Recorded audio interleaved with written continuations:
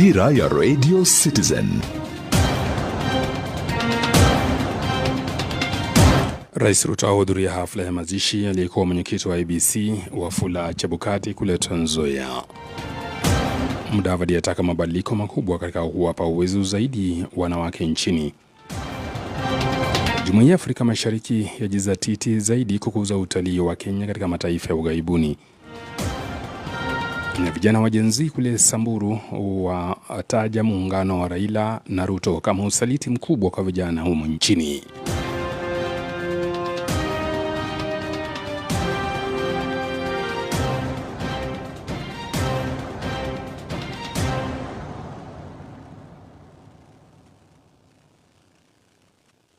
Josephat Odipo. Hujambo na karibu. Hii ni Dira Kamili ya Citizen awamu ya saa 7. Rais William Ruto na viongozi wengine wa ngazi za juu serikalini, mawaziri na wanasiasa pamoja na magavana ni miongoni mwa mamia ya waombolezaji ambao wanahudhuria hafla ya mazishi aliyekuwa mwenyekiti wa tume huru ya uchaguzi na maeneo mipaka nchini ya IEBC Wafula Chebukati. Chebukati anazikwa kule Hendu Kiminini, kaunti ya Trans Nzoia. Kwa sasa tunaungana na mwanahabari wetu Karen Waraba atujuze zaidi yale yanayoendelea katika hafla hiyo ya mazishi. Karen. Asante sana mwenzangu kutoka studioni. Hali ilivyo kwa sasa katika kaunti ya Trans Nzoia ni kwamba kiongozi wa taifa Rais William Ruto amefika kwenye boma la aliyekuwa mwenyekiti wa tume huru ya uchaguzi na mipaka nchini IEBC marehemu Wafula Chebukati katika wadi ya Kiminini na bunge la Kiminini, kaunti ya Trans Nzoia. Na rais ameandamana na viongozi mbalimbali akiwemo spika wa bunge la kitaifa Moses Masika Wetangula, magavana kutoka kaunti mbalimbali, maseneta kutoka kaunti mbalimbali, wabunge na vile pia makamishna wa IEBC kutoka kaunti mbalimbali. Na hali ilivyo kwa sasa ni kwamba mazishi haya yamevutia umati wa watu kutoka maeneo mbalimbali kumsindikisha aliyekuwa mwenyekiti huyo na vile kusikiliza hotuba ya rais.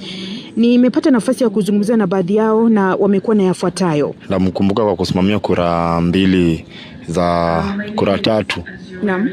Huku hivi Kenya. Hiyo ndio kitu naweza mkumbuka na kwa kusimamia kura 3, mmoja akakosana na wenzake. Na hizo zingine 2. Ndio. Na vile kiongozi wa rais William Ruto amefika hapa. Labda matarajio yako kutoka kwa kiongozi wa taifa ni yapi? Huku hivi Ruto anafaa tuachie maendeleo, si kila siku anakujanga tu huku hivi ati akienda na kuja story kama za matanga za nini. Anafaa achie maendeleo, barabara kama ya Macheo huko hivyo. Kwa hivyo watu wanaumia huko hivyo, mabarabara ni mingi huko hivi, anafaa pia huko hivi atuachie maendeleo. Hiyo ndio kitu naweza muambia, sikujenge tu huko hivi na anaenda hivyo. Nitamkumbuka kwa wakati alikuwa ni chairman wa IEBC. Naam. Ile kura ilipigwa mwaka wa 2022. Na vile kiongozi wa rais William Ruto amekuja hapa, labda matarajio yako ni yapi wewe kama kijana? Matarajio yangu ni rais vile amekuja huku Kitale, angalau hata at least akifungua kama viwanda ndio sisi kama vijana tuweze kupata kazi. Alafu pia barabara watu tengeneze. Okay, kwa majina ni Rogers Misiko Mlongo. Wananiitanga Saula. Mimi natoka Srende. Marehemu Chebukati alikuwa mtu mjasiri sana. Wakati alikuwa anataka kutangaza nikikumbuka sana, na nilifuatilia nikaangalia. Yeye alisimama peke yake pate wengine wote kutoka. Lakini akabaki tu peke yake na akatoa uamuzi kulingana na kazi yake. So ni mtu mjasiri sana. Bado mimi namkumbuka na tutamkumbuka hivyo. Labda neno lako kwenda kwa kiongozi wa taifa Rais William Ruto ni lipi wewe kama mkazi wa kaunti ya Trans Nzoia? Okay, mimi kwa maoni yangu namuona kazi tulimpea, lakini akifanya vile tunataka ni vizuri. Kawaida ukikuwa mahali kwa position, kuna vitu unawezafanya si mzuri na vingine vizuri. So sisi tunamuomba ili hii karama ya maisha aturudishie chini, especially sisi kama mimi bodaboda. Mafuta akiteremsha itakuwa vizuri, alafu hii karama tu. Kumbuka kwamba marehemu Chebukati aliaga dunia mwezi Februari baada ya kugua kwa muda mrefu. Bila shaka ni habari ambayo inaendelea kuifuatilia kutoka katika kaunti ya Trans Nzoia, na nitakuwa na kujuza pindi tu tutakapokuwa tukiyapata kutoka kwa viongozi ambao wamefika hapa ili kuhudhuria hafla hii ya mazishi. Sina la mno kutoka katika kaunti ya Trans Nzoia. Jina langu ni Karen Waraba. Naam, asante sana Karen Waraba. Bila shaka ataendelea kutujuza mengi zaidi kuhusiana na hafla hiyo ya mazishi kule Trans Nzoia. Kwingineko, Rais William Ruto amesema kuwa serikali imejitolea mhanga kuwawezesha wanawake na wasichana kwa ajili ya jamii imara na jumuishi. Katika hotuba yake siku ya kimataifa ya wanawake, rais amewasifu wanawake kwa kuvunja vikwazo katika sekta mbalimbali, kiahidi kuunda fursa zaidi. On this day, we reaffirm our commitment to empowering women and girls, not just as a matter of equality and justice, but as a driving force of a stronger, more inclusive and prosperous society. We remain resolute in our quest to breaking barriers, expanding opportunities, and fostering an environment where every woman and girl can thrive, lead, and realize their full potential. Kwa upande wake, mkuu wa mawaziri Musalia Mudavadi amesisitiza haja ya kuongeza juhudi katika kusaidia ajenda ya wanawake nchini. Katika maadhimisho ya siku ya kimataifa ya wanawake, Mudavadi amesisitiza umuhimu wa kuimarisha na kutekeleza ahadi zinazotoa matokeo halisi na yenye athari kubwa katika kukuza usawa wa kijinsia duniani.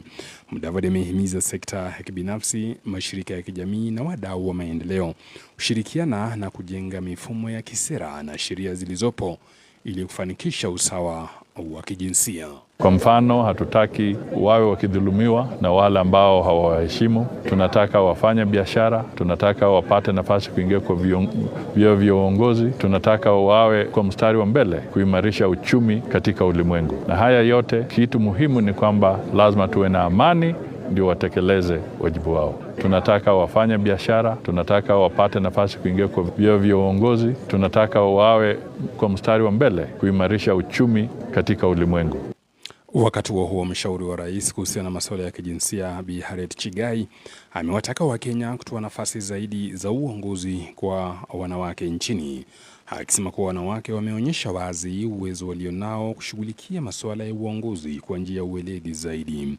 Akizungumza katika hafla moja ya kuadhimisha siku ya wanawake ulimwenguni, Bi Chigai alisema kuwa azimio la kuwezesha kuafikiwa kwa thuluthi mbili ya kijinsia halijapatikana na kwamba wakati umewadia kwa kina mama kujitoa mhanga. Amesema kuwa kina mama wana idadi inayohitajika ya kuliziba pengo hilo na kupigania haki yao kimkakati. Radio Citizen, chemichemi ya ukweli. Waziri wa fedha na hazina ya kitaifa John Mbadi amesema kwamba atachukua mbinu mpya kulenga raia katika kuunda mswada wa kifedha wa mwaka 2025. Akizungumza wakati wa kikao cha umma kuhusu bajeti ya kitaifa, Mbadi ameeleza kuwa mswada wa kifedha uliopendekezwa utachapishwa katika magazeti pamoja na maelezo ya kina kuhusu marekebisho, anavyoripoti Ibrahim Mudivo. Waziri Mbadi amesema hatua hiyo ya kuelekeza umma itawasaidia Wakenya kuelewa marekebisho hayo na jinsi yatakavyoathiri na kuhakikisha mswada wa mwisho kuwasilishwa bungeni utakuwa na maoni ya wananchi. Waziri huyo akisema analenga kujadiliana na Wakenya kupitia mifumo ya bunge la wananchi katika kaunti zote 47. We will have a conversation all the counties, discuss finance bill.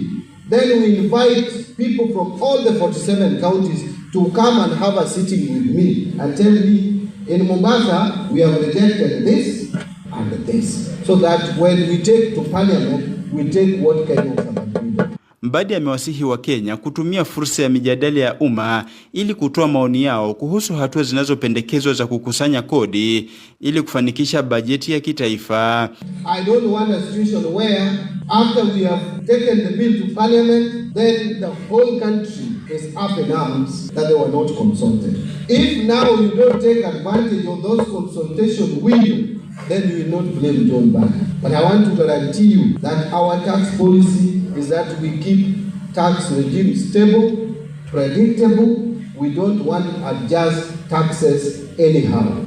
Ameongeza kuwa wanalenga kuhakikisha wamempunguzia Mkenya mzigo wa ushuru sawa na usimamizi mwafaka wa ushuru unaokusanywa. Aidha, Mbadi amesema huenda uchumi wa taifa la Kenya ukayumba zaidi iwapo visa vya ufisadi havitakomeshwa, akiwataka wafanyakazi wa umma kukomesha ufisadi. We are going to be more keen on ensuring that we improve on tax administration. We make sure that Kenya Revenue Authority is collecting taxes with efficiency and bring more people to the tax bracket as opposed to overtaxing those who are already paying taxes. And the truth is, and which we must tell every public servant, Hata kama ni kuiba, tumeiba ya kutosha, there is no more money to steal. Ibrahim Mudibo, kaunti ya Mombasa. Mataifa ya Afrika Mashariki yamezindua mikakati ya pamoja kujitangaza kama kituo cha utalii. Mikakati hiyo ambayo ilizinduliwa katika maonyesho ya kimataifa ya utalii ya ITB jijini Berlin nchini Ujerumani itahakikisha kuwa wageni wanatalii mataifa ya Afrika Mashariki kwa urahisi bila vizingiti. Vincent Anguche yuko jijini Berlin nchini Ujerumani na ametuandalia taarifa ifuatayo. Sekta ya utalii katika eneo la Afrika Mashariki imekuwa ikikumbwa na vizingiti kadhaa, ikiwemo kwenye mipaka ambako imekuwa vigumu kwa watalii kuzuru nchi moja kwa nyingine. Ni hatua ambayo imechochea mataifa 8 wanachama wa EAC kuja pamoja na kuanza kushirikiana kuondoa vizingiti hivyo, kando na kutangaza eneo hilo kama kivutio kimoja cha utalii. Mataifa hayo yametumia maonyesho ya utalii ya ITB Berlin nchini Ujerumani kuonyesha umoja wao. John Ololtua ni katibu wa Wizara ya Utalii kutoka Kenya. Wanapoungana pamoja inakuwa rahisi kwa wageni kutembelea hizo nchi. Kwa mfano, mtu akikuja Kenya na anataka kwenda Uganda ama Tanzania, ikiwa kuna ushirikiano inakuwa rahisi na inafutia pia wageni wakijua ya kwamba ni rahisi kuweza kutembea kutoka nchi fulani mpaka nchi nyingine. Jambo la pili, wakishirikiana, marketing ya kutangaza inakuwa rahisi. Maana wakitangaza kama region pia inafutia zaidi hata kuliko mtu akijifanyia tu peke yake. Ni hatua ambayo afisa anayesimamia utalii kutoka afisi kuu za EAC Simon Kiarie anasema itapiga jeki utalii. For instance, Burundi, they are young destination. They are trying to beef up their numbers, and by working together with the mature destinations like Kenya, Tanzania, that enable us to grow tourist attractions across the region. Ni kauli sawa alionao Duncan Kiza ambaye ni mhudumu wa uchukuzi wa utalii kutoka Uganda. Things like single promotion is for each destination can be more expensive as opposed if we go in as a block. If I'm sharing a table on a stand for East Africa, cheaper than if I go in just as Uganda. These are some of the benefits that we are hoping to get. Wadau hapa wanakadiria kwamba idadi ya watalii itaongezeka iwapo vizingiti vitaondolewa, kama anavyoelezea Herbert Mwachiro ambaye ni afisa mkuu wa utalii kutoka kaunti ya Kilifi. Tunataka vile viwanja vyetu vya ndege kama Mombasa na Malindi vikubaliwe kuleta ndege za watalii ama zile charter plane. Kwa sababu kuna charter plane hapa nyingi tunaona wanataka kuja Kenya, lakini wamefungiwa tu na masharti ambayo hayakisaidii. Ikizingatiwa kuwa Afrika Mashariki inawapokea zaidi ya watalii milioni 8.4, kampeni hii inatarajiwa kupiga jeki sekta ya utalii eneo hilo, wakiwa na nafasi ya kuvuka mipaka bila vizingiti. Vincent Anguche nikiripotia Radio Citizen kutoka jijini Berlin nchini Ujerumani. Radio Citizen, chemichemi ya ukweli. Siku moja baada ya Rais William Ruto na kinara wa ODM Raila Odinga kutia saini makubaliano ya ushirikiano wa kisiasa, hatua hiyo imeonekana kuwaghadhabisha vijana wanarika maarufu wa Gen Z ambao wameonekana kukashifu ushirikiano huo. Mwanahabari wetu Boniface Baraza alizungumza na baadhi yao katika kaunti ya Samburu na kutuandalia taarifa ifuatayo. Naam, asante sana mwenzangu. Na kufuatia hatua ya jana ya makubaliano kati ya Rais William Ruto na kinara wa chungwa Raila Odinga, imezidi kuibua mihemko aina yake, tetesi za aina yake, vuta nikuvute, na tunaye kijana mwanarika maarufu Gen Z kutoka kaunti ya Samburu kupata maoni yake kufuatia hatua hii au makubaliano hayo. Binafsi jitambulishe na kama kijana ambaye mliweza kushiriki maandamano ya kushinikiza mabadiliko serikalini, maoni yako ni yapi kufuatia makubaliano haya kati ya Raila Odinga na Rais William Ruto? Asante sana. Kama ulivyoweza kusema, kama mimi kijana kutoka hapa katika kaunti ya Samburu, na kwa mtazamo wangu yale makubaliano, maafikiano ambayo yalifanyika baina ya Rais Dr. William Ruto na kinara wa ODM Raila Odinga, kwetu sisi kama vijana tunahisi ni kana kwamba tumevunjika moyo sana, tumesikitishwa sana. Kwa nini?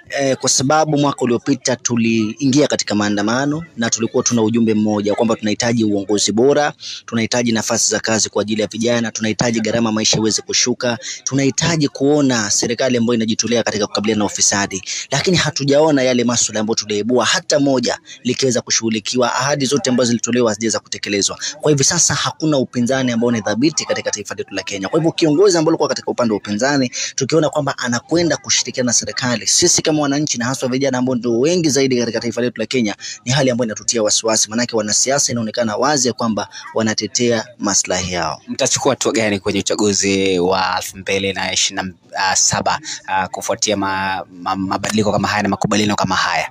Sisi kama vijana kwa hivi sasa tunachosubiri ni tume ya IEBC iweze kubuniwa kikamilifu, makamishna waweze kutafutwa na tume ianze kutekeleza majukumu yake. Tutasajili wapiga kura kama vijana, wale ambao hawakupiga kura, wale ambao hawana kura, tunahimiza vijana waweze kujisajili kwa wingi, na inapofika mwaka 2027 tutaweza kutafuta viongozi ambao ni waadilifu, viongozi ambao wako na track record katika masuala ya uadilifu. Maana tatizo ambalo tumekuwa nalo kwa muda mrefu katika taifa letu la Kenya ni kwamba tuna recycle wanasiasa wale ambao wamekuwa zaidi ya miaka 30, miaka 40, na hatuoni kitu tofauti ambacho wanakuja kufanya kando na kuangalia maslahi yao. Asante sana mwenzangu. Hizo ni kauli za kijana mwanarika maarufu Gen Z akielezea kughadhabishwa kwake na makubaliano kati ya Rais William Ruto na kinara wa chungwa Raila Odinga. Niruhusu nitie kikomo. Ni taarifa unazopokea msikilizaji kutoka Radio Citizen, chemichemi ukweli, radio number 1 humu nchini. Hapa ndo nyumbani kwa sauti zinazoaminika na kuheshimika katika utangazaji kote nchini Kenya. Ukweli na burudani ikiletwa kwako na Radio Citizen. Je, wajua kuwa mwili wa mtoto mdogo huwa na 75% ya maji? Ukweli na burudani ikiletwa kwako na Radio Citizen.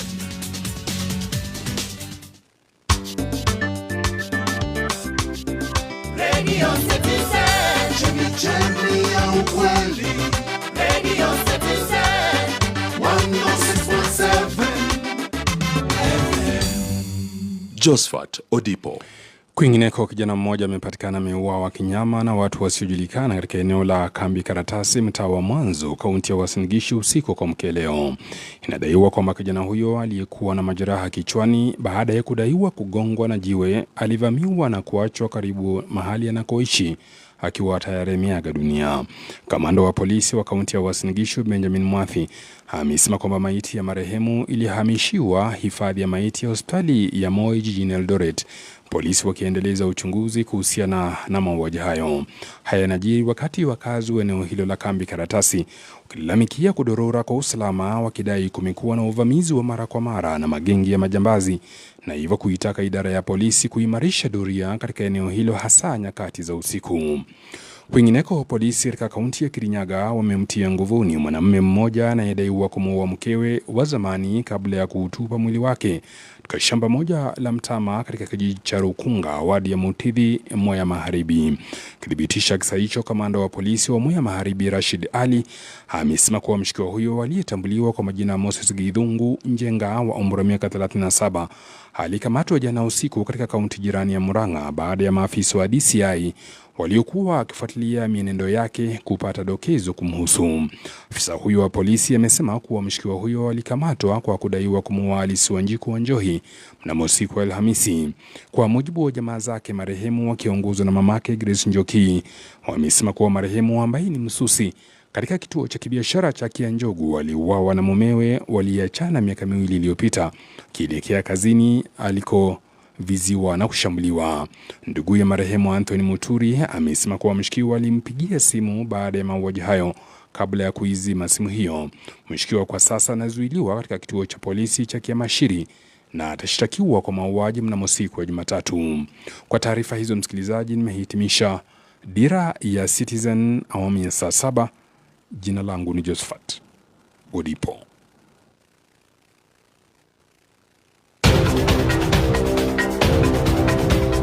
Dira ya Radio Citizen.